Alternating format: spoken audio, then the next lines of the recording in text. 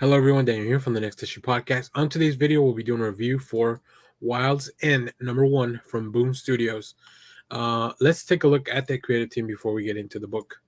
This book is written by Dan Abnett with illustrations and letters by I.N.J. Culbard, additional material by Nik Abnett.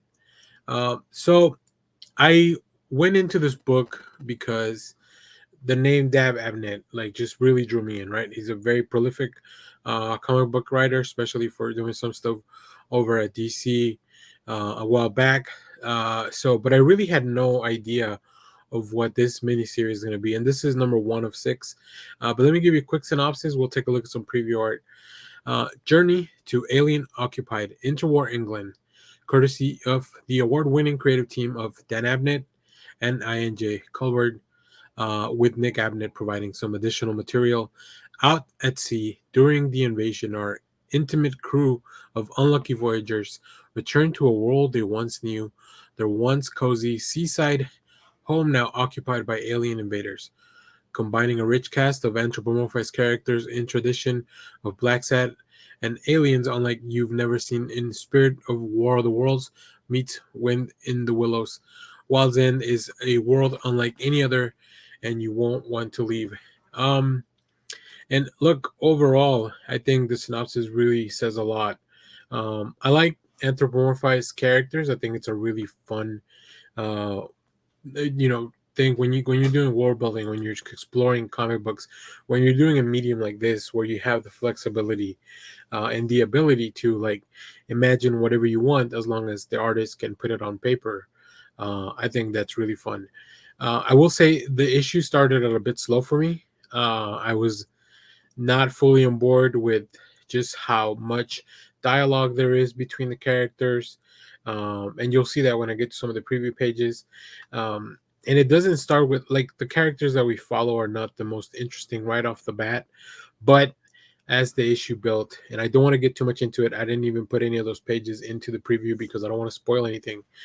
By the end of the issue, I was just like, oh my goodness, I need to read the next one. And I think hooking a reader on the first issue is what really denotes if a book can be successful. I think maintaining it is up to the few, the latter issues.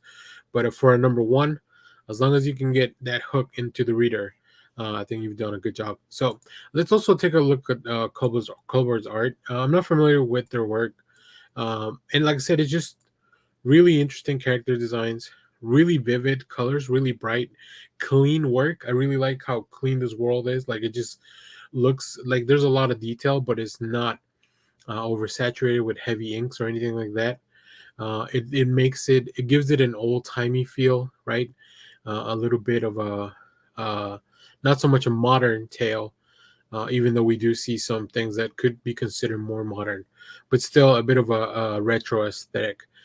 Plus, the combination of the anthropomorphized characters. And I think as you get to meet the characters, specifically like this walrus and stuff like that, the animals really fit with the personality of the characters, which is kind of weird to kind of put together. But I think Abnett and the team really kind of nailed that down. There's also some fantastic variant covers, so let me know which one you pick up. And I will say, I think this one I will save for the trade. I was hooked enough by issue 1, but I feel like they're gonna leave me on the edge of my seat at each one, and I don't usually like that, especially when I know that this is a miniseries. So there it is. But there's enough cool covers for me to be able, for me to pick up the individual issues. I'll just probably wait to read it till it's done. So there you have it. Let me know what you thought about this issue if you read it down in the comments. As always, thanks for watching, everyone. Remember to share, like, subscribe, hit the bell so you know when we go live. That is most Saturdays, 10 a.m. Central Standard Time. Stay tuned. We have more comic reviews, trailer reactions, TV recaps, all that fun stuff here in the channel. Thanks for watching, everyone. Bye-bye.